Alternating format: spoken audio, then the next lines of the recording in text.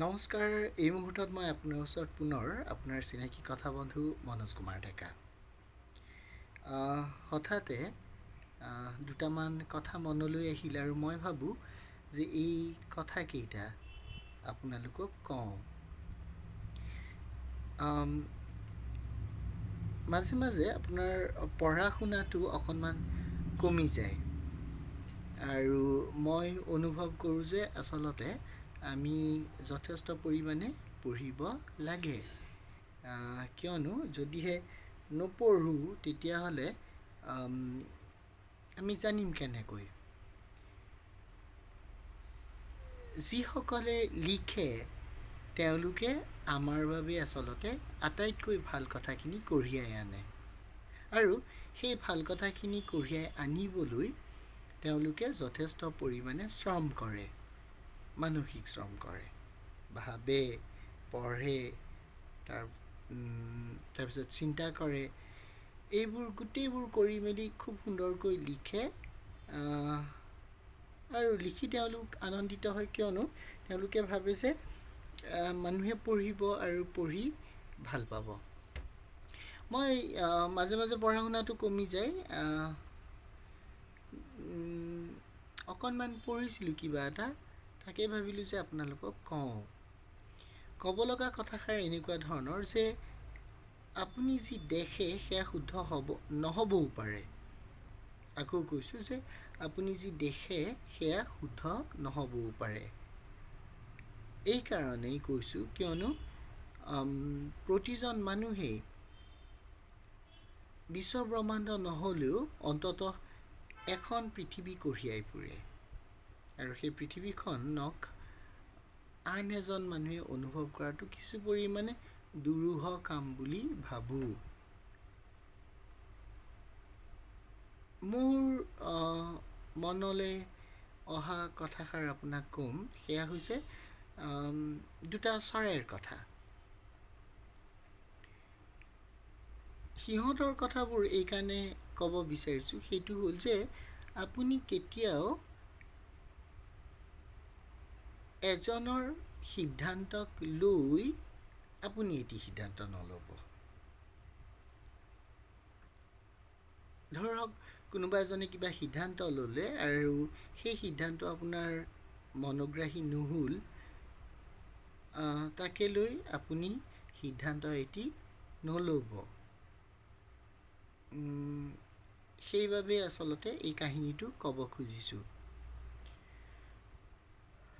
কথাষাৰ এনেকুৱা ধৰণৰ যে দুটা চৰাইৰ কথা।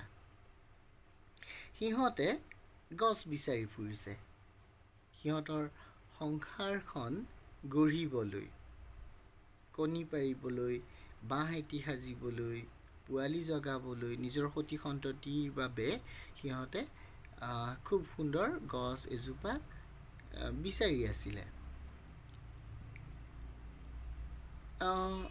এই যে বিচাৰি আছিলে নহয়, তেওঁলোকৰ দৃষ্টিত দুজোপা গছ মানে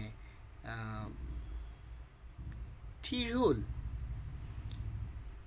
প্ৰথমজোপা গছৰ ওচৰলৈ গৈ তেওঁলোকে অনুৰোধ কৰিলে যে মই তোমাৰ ডাল পাতবোৰৰ মাজত নিজৰ কাৰণে বাঁহ সাজিব বিচাৰোঁ আৰু তুমি মানে আমাক সেইখিনি সুবিধা দিয়া, আমি বাঁহ সাজোঁ, আমাৰ সংসাৰখন বঢ়াওঁ।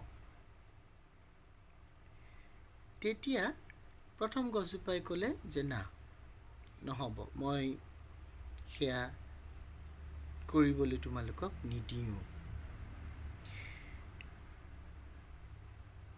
আমি সাধাৰণ মানুহ, আমি সাধাৰণতে আপোনাৰ কোনোবাই না ক'লে বেয়া পাওঁ। একেদৰে আপোনাৰ চৰাই হালেও অকণমান দুখ পালে আৰু তেওঁলোকে দ্বিতীয়জোপা গছৰ ওচৰলৈ গ'ল আৰু দ্বিতীয়জোপা গছক অনুৰোধ কৰিলে যে আমি সংসাৰ পাতিব খুজিছোঁ, আমাৰ ঘৰখন সাজোঁ, তুমি আমাক তোমাৰ ডাল পাতৰ মাজতে আমাৰ ঘৰখন সাজিবলৈ অনুমতি দিয়া।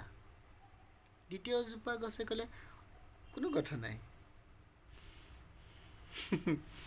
তোমালোকে ঘৰ সাজা, চিন্তা নকৰিবা, মই আছোঁ। বাৰিষা আৰম্ভ হ'ল আৰু আপোনালোকে দেখিছে আমাৰ ৰাজ্যত যে বাৰিষাই কেনেধৰণৰ ৰূপ ল'ব পাৰে।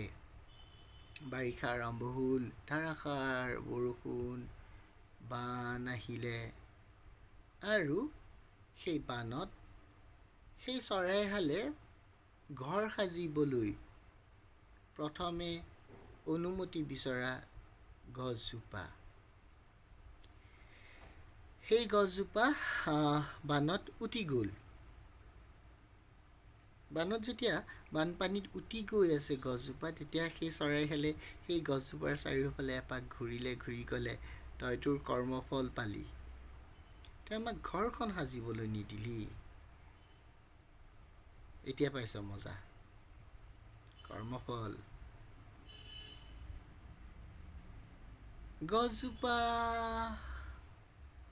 গছজোপা দূষিত হ'ল। গছজোপাই এনেই উটি ভাহি গৈছে, এই ডুবিছে, এই উঠিছে। তাৰ মাজতে সেহাই সেহাই গছজোপাই ক'লে, মই তোমালোকক না কৰিছিলোঁ কিয় জানা? মই জানিছিলোঁ যে মোৰ বেছি দিন নাই, বা বৰষুণ আহিলে, বানপানী আহিলে মই জীয়াই থাকিব নোৱাৰিম, মই উঘালি পৰি যাম।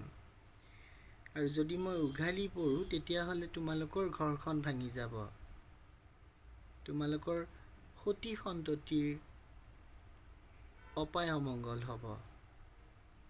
এই কথাষাৰ জানিহে মই আচলতে কৈছিলোঁ তোমালোকক যে নালাগে দিয়া, নালাগে ঘৰ সাজিব মোৰ ডালপাতৰ মাজত। তেতিয়া চৰাইহালে বুজিলে। কথাবোৰ তেনেকুৱা ধৰণৰ। মই যদি আপোনাক কেনেবাকৈ না কৈছোঁ, আপুনি মোক দেখিছে, আপুনি মোৰ কথাবোৰ শুনিছে, তাৰ আঁৰত আৰু বহু হেজাৰ কথা থাকিব পাৰে। ধৰক মই এটা জীৱন কঢ়িয়াইছোঁ আৰু মোৰ জীৱনটো এখন পৃথিৱীৰ দৰে। পৃথিৱীৰ কথানো আপুনি কিমানখিনি বুজিছে এতিয়ালৈ? কোনে কিমান বুজে? গতিকে কোনোবাই যদি কেতিয়াবা না বুলি কয়, তেতিয়াহ'লে তাকে লৈ পটকৈ এটা সিদ্ধান্ত নল'ব, কাৰণ তেখেতৰ সিদ্ধান্তৰ আঁৰত আন কিছুমান কাৰণ থাকিব পাৰে। কথাষাৰে বোধ কৰোঁ আপোনাৰ মনত কিবা অকণমান হ'লেও ক্ৰিয়া কৰিব আৰু আপুনি নিজৰ মতামত ব্যক্ত কৰিব পাৰিব। এই কথাখিনিকে লৈ মই আপোনাৰ চিনাকি কথা বন্ধু মনোজ কুমাৰ ডেকা আহিছিলোঁ আপোনাৰ ওচৰলৈ, আৰু এই মুহূৰ্তত মই সাজু হৈছোঁ আপোনাৰ ওচৰৰ পৰা বিদায় ল'বলৈ। বিদায় লৈছোঁ, আকৌ লগ পাম, আকৌ কথা পাতিম। শুভ হওক আপোনাৰ জীৱন। শুভৰাত্ৰি।